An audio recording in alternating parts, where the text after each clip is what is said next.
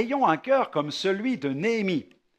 Nous allons faire une lecture dans l'épître de Paul aux Romains, au chapitre 9, à partir du verset 20 jusqu'au verset 23. Ô homme, toi plutôt, qui es-tu pour contester avec Dieu?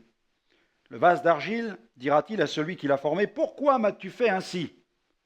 Le potier n'est-il pas maître de l'argile pour faire avec la même masse un vase d'honneur et un vase d'un usage vil? Et que dire?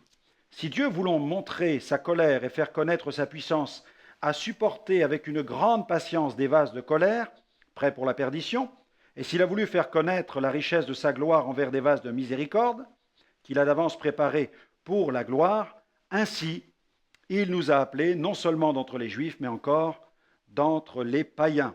Amen. Dieu nous a appelés, à lui soit la gloire. Souvenons-nous d'où le Seigneur nous a tirés. N'oublions jamais que le Seigneur nous a fait la grâce de nous appeler au salut et à son service. Le cœur de Néhémie fut celui d'un homme brisé, si je prends son exemple. Souvent, Néhémie répandait son cœur devant l'Éternel, son Dieu. C'est ainsi que se reconnaît le véritable serviteur de Dieu, la véritable servante de Dieu. Celui qui désire être utilisé par Dieu doit s'attendre à vivre certains brisements. En effet, on ne peut servir Dieu avec le bras de la chair.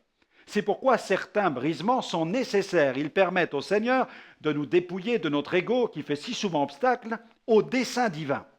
Acceptons de payer le prix. Il n'y a pas d'onction à bas prix. L'onction jaillit toujours d'une vie brisée, d'une vie totalement crucifiée au monde. Jésus n'a-t-il pas commandé à chaque chrétien de porter sa croix?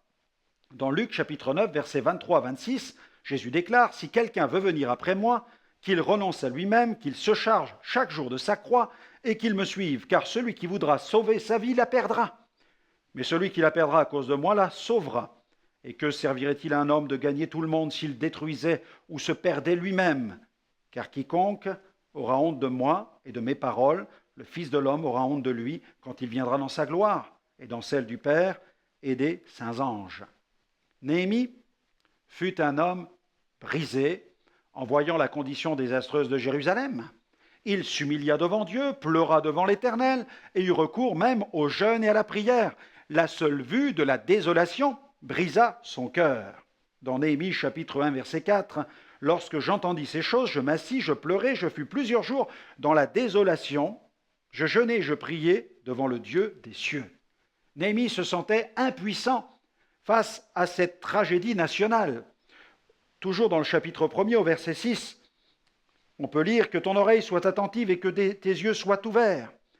Écoute la prière que ton serviteur t'adresse en ce moment, jour et nuit, pour tes serviteurs, les enfants d'Israël, en confessant les péchés des enfants d'Israël, nos péchés contre toi, car moi et la maison de mon Père, nous avons péché. » Alors j'aimerais vous recommander cette prière aujourd'hui, comme Néhémie. « Seigneur, brise en moi tout ce qui ne te glorifie pas, et que tu puisses, dans ta grâce, m'utiliser pour te servir dans ce monde, que mon cœur soit brisé par ce qui brise ton cœur. »